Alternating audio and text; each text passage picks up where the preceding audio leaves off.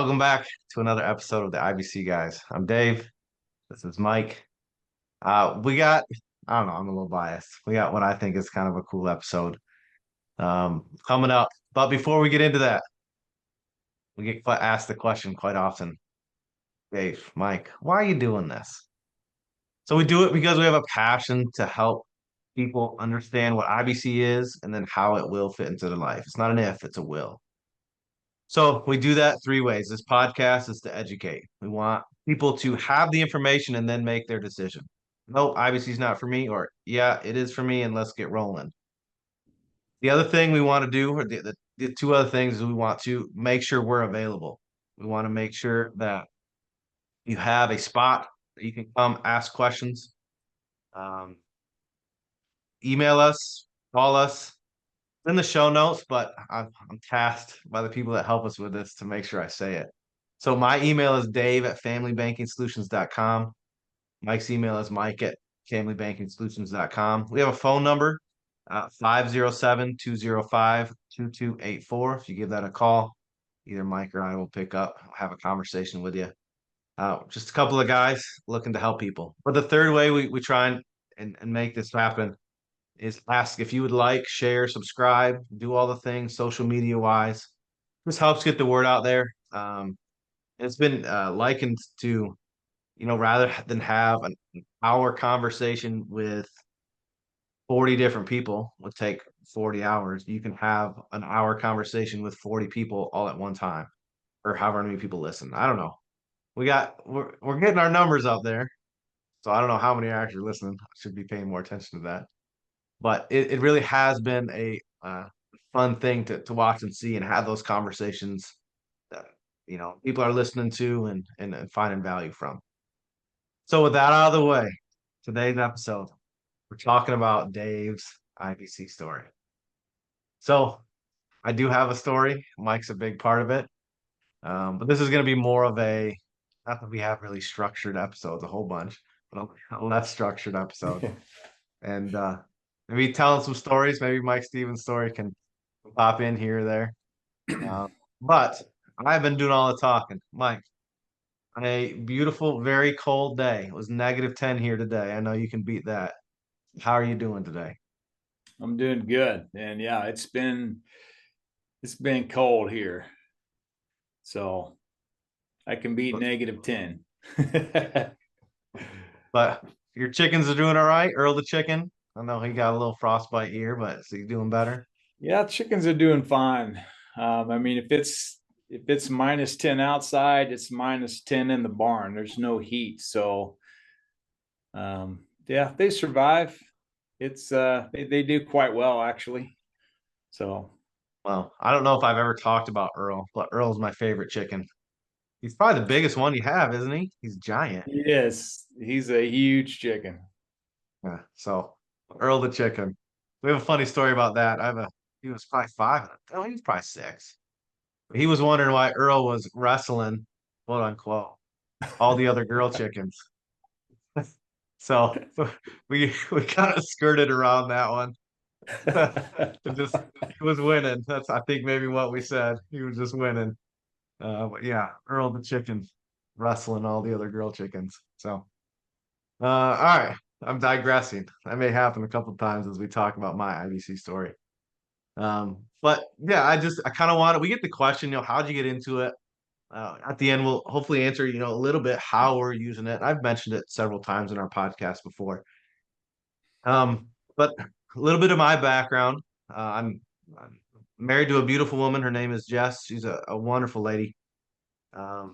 We have three great kids. Birthday season. Mike always laughs at me because it takes me a second to remember. But Lila is 11, Gray is 9, and Rowan's about to turn 7 here in about a month. So really good kids. Playing sports. Lila's into dance. So just a really blessed family is where I find myself currently. But I, career-wise, started off in education, went to school for it, got several degrees in education. Really hadn't thought that I wouldn't be in education moving forward. So that's what precursor to what's coming. But I was a high school math teacher, principal of the elementary schools, a private school down in Florida for a little while, and then moved up to where we are now in Michigan to be principal at my alma mater, where I went through school, one of the elementary schools there, and then moved up to central office. And my final role in the education world was I was in charge of all the federal and state reporting. So all the data that goes into it, state testing, all that kind of stuff to ensure that we got our money. So I was kind of the catalyst to make sure all that funding made it into the schools, and then it was spent, by the finance director, and she was in charge of divvying it all up. It's no November, actually November 17th, 2023. I ended my W-2 job. My wife and I had started a land business. And this will come into play with Mike here in a little bit. We buy and sell land around the nation. It's as glamorous as that sounds. So we buy dirt and we sell dirt. But it has led to us being blessed in ways that we didn't really realize we could be. So we both work from home. We get to be at field trips for our kids. We get to go on trips without having to ask for time off. It's really been a wonderful thing. And our hope is we're using it to bless others. We found some ways, but it's really been a cool thing. And Mike was a big encouragement in that. So when he does his IBC story, that may come up. But the transition out of the W-2 world into being an entrepreneur. But in that process, we met some great people. But we were at a conference, and I'll digress a little bit back, but we were at a conference, and that's where we met Mike. So IBC had been something that had been presented to us a couple times prior. And our reaction is what I found was very similar to most people's reaction. Was, wow, what are you talking about? One, this is too good to be true. You're selling me a load of garbage here. And two, I don't understand it. Those were the reactions I remember having. Too good to be true, and I don't get this. So Mike, backing up a little bit from this conference, Mike had seen us. We had done for the land business. We had done essentially a panel where we told our story in the land business. And Mike had seen it. And Mike, being who he is, one of the reasons I love him, he just takes action. So he called the number. He found us. I don't know. I remember how you found us, our website or a phone number on Facebook. Do you remember how you found us? Yeah, I don't I don't remember. know. Been But he verified. found us, called the number, and our intake person, she is no longer with us, did not do a good job conveying the information that someone named Mike Stevens had made a phone call. So I think it was 2 weeks later. Is that how long it was before we got back Yeah, it with was you? a couple weeks for sure. So Jess calls Mike Stevens, and I was still working at that point, so I'm sure I was at school or doing something. They had a good conversation, and I think it was left, hey, let's meet up at the conference. Um, so at that conference, we got to meet the tall drink of water that is Mike Stevens. But in his graciousness, he sat down with us for several hours. So I wrote down in my notes, it was in an empty conference room at the hotel. We just opened the door, it happened to be open, and snuck in and sat there. And you were very kind with your time, and it was several hours of me asking my very poignant questions. I have a math brain, so I try to find the fallacies that exist in the logical thinking. And you were very gracious in answering my questions each step of the way. So I think we did that once for several hours. Then we went out to dinner to a restaurant. The food was very good, but the main thing I remember, the company was very good too, was you and your wife, but it was loud. So my voice hurt at the end of the dinner. I don't know if you remember that at all. But and then you took us around Las Vegas. I tease Mike, he's the king of Las Vegas. He knows the ins and outs. He's the kind of guy that knows like the secret hallways that exist in the hotels. Would you agree? Maybe a little bit. No? Okay. No. But we had an enjoyable evening, and then the next day we spent more time talking IBC. So Mike helped me get my first policy. So we started in my family on just me. So I was the insured, And the plan was, and still is, we run our land business through our IBC policy. So we take the money, put it in our policy, it stays in the ledger, and then we borrow against that cash value. I'm sure you've heard, if you've listened to other episodes, let's talk about this. But I borrow against that cash value, and then I go buy the land I was going to buy anyway. Well, what I'm doing is I'm filtering it through that cash flow system. So that money's staying on the ledger, making me a guaranteed internal rate of return, as well as I have the option and the ability to go buy my land. So that's how we used it. Once we realize the implications, the benefits, whatever word you want to choose there, we got them on my kids. So each of my kids have one, and Jess has one as well. So we have 5 policies that we run our business through. Yeah, I'm trying to think. We got plenty of room for it, but I'm thinking, there's plans in the future to do more. 5's good for us right now. But if you're sitting here listening, start with 1. Um, I have a friend who's doing them on his kids, $200 a month, and he's gonna run rather than send them money. They're older children, but he's saving up for his grandkids that way. It's a lot of fun, different aspects you can do with it. But this is Dave's IBC story, so we run our land business through this. From there, and I'm talking. I feel like I don't like this. I'm talking a whole bunch, Mike. You have anything you want to add in here just to break it up so they're not listening to Dave talk? I like it. Okay. I want to go back to so I've been helping people set up their, family banking system through IBC for about 10 years. And it's been coming up on, a couple years ago, I do some other, let's just say some other investing. I got some real estate, and this land business was kind of intriguing to me. And it was actually introduced to me from what was a VP in one of the companies that we use as a vehicle for IBC. And he had said, "Hey, have you ever heard about this land investing thing?" So I kind of came into the land investing through IBC, whereas Dave kind of came in to IBC through the land. So it's kind of opposite ends of coming into it. But anyway, back to the land business and kind of how I first met Dave is there's a small little community of these land investors, and they were having a boot camp, a virtual boot camp.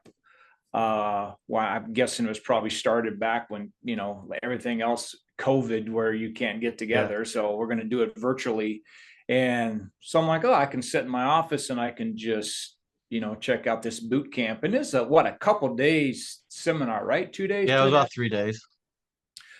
Well, I knew nothing about the land investing business, this particular niche that we use in the land investing business Dave refers to. So I knew nothing about it. So I'm on this boot camp, just kind of learning everything I can. And at one part of the boot camp, they had, what is it called? Grill the Geeks, or Grill the Geeks, yeah. They basically have, maybe 4 or 5 of the very experienced land investors stand up in front and field questions. And Dave and Jess, his wife, were one of those few people. And in listening to each one, what really stood out to me, David mentioned the reason why that was doing the land business wasn't necessarily to make money. I mean, yes, everyone that does it, the idea is to make money in any business venture, right? You want to be profitable, but Dave's main focus was, I just want to help people.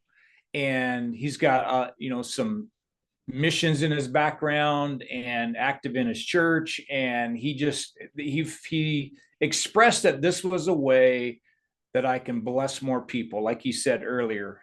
And I'm like, that's if I'm going to reach out to somebody, that's who I'm going to reach out to learn more about the business. Because I wanted to contact someone and say, "Hey, I'm brand new here.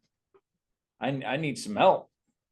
So then Dave kind of finished the story, or leads into the story, where I called the only number that I knew, which was kind of your business land investing number, which was those those messages are fielded by someone you had hired to Yeah. to do it. And yeah, she didn't translate the message. So yeah, it was Something. a couple weeks before I think your wife had called me.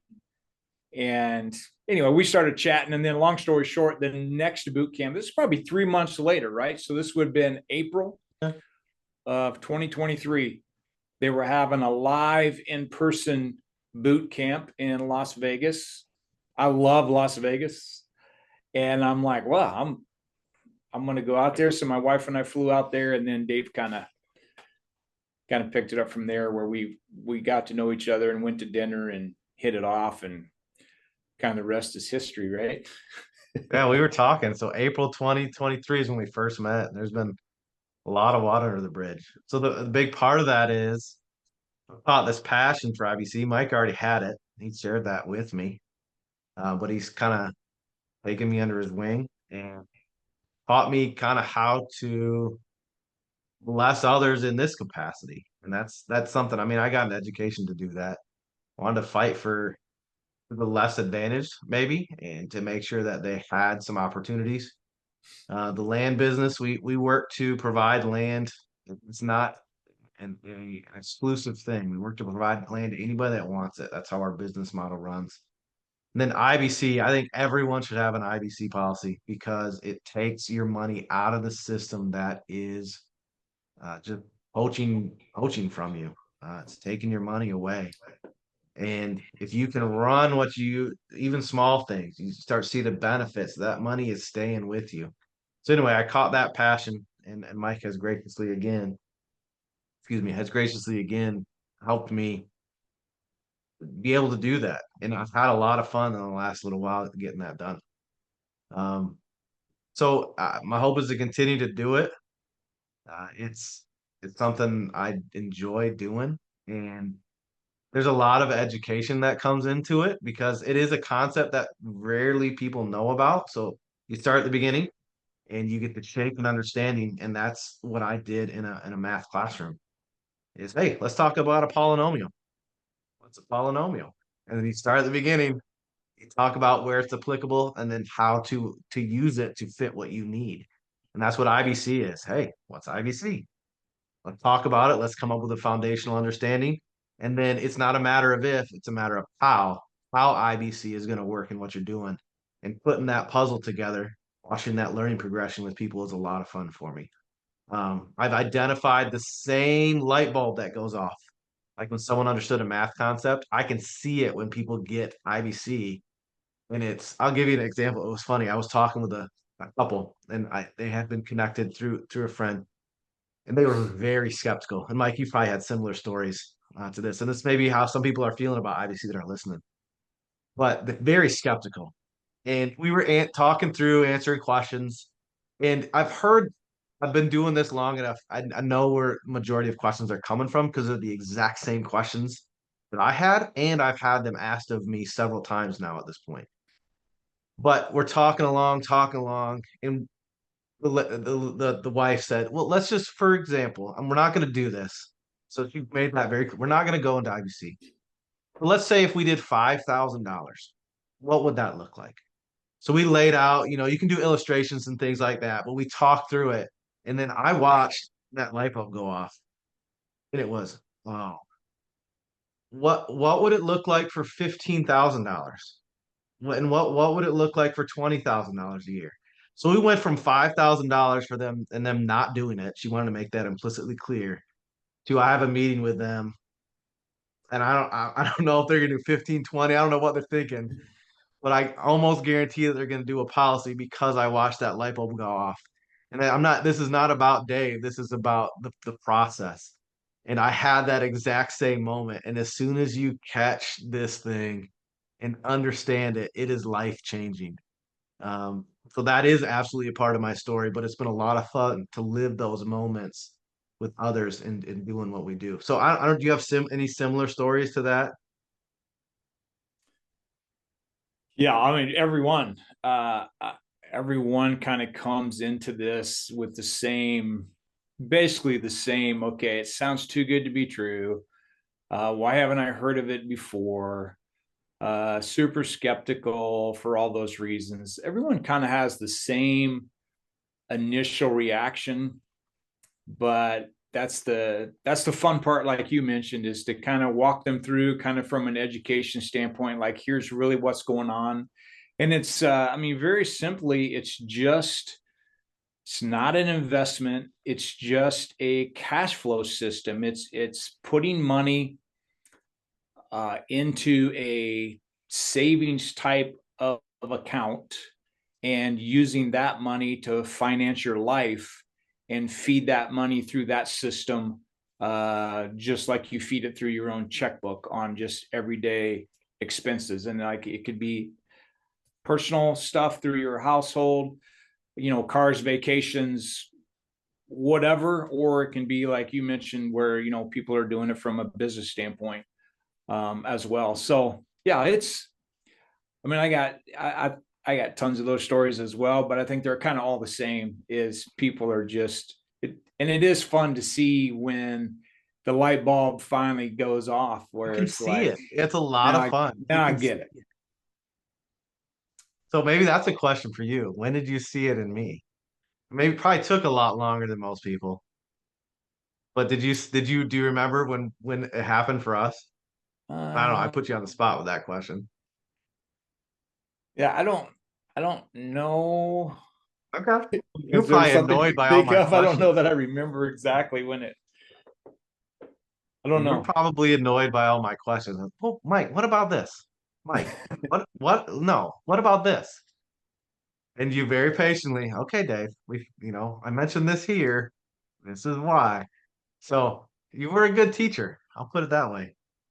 But that if I can live that, that's our desire for anybody listening. Is you're gonna find two guys that have a passion to help people. And if it takes 10 years, I mean, Mike, you've told me stories of people coming 10 years later, 8, 9, 10 years later, saying, I'm ready. If it takes that long, that's why we're here. We're gonna be doing this for a long, long time because it's our belief that every person should be running their finances through an IBC policy. Um, there's undeniable benefits with it when you're using it. So Dave's IBC story, I think that's pretty much it. Um, we got them for our kids. I mean, I didn't mention we're running braces through that thing. So if you think braces are very expensive, I mean, your boys are a little older. I don't know if they have braces. If they ever have braces? Did mine? Yeah. Uh, I think they all had braces. Yeah. Okay.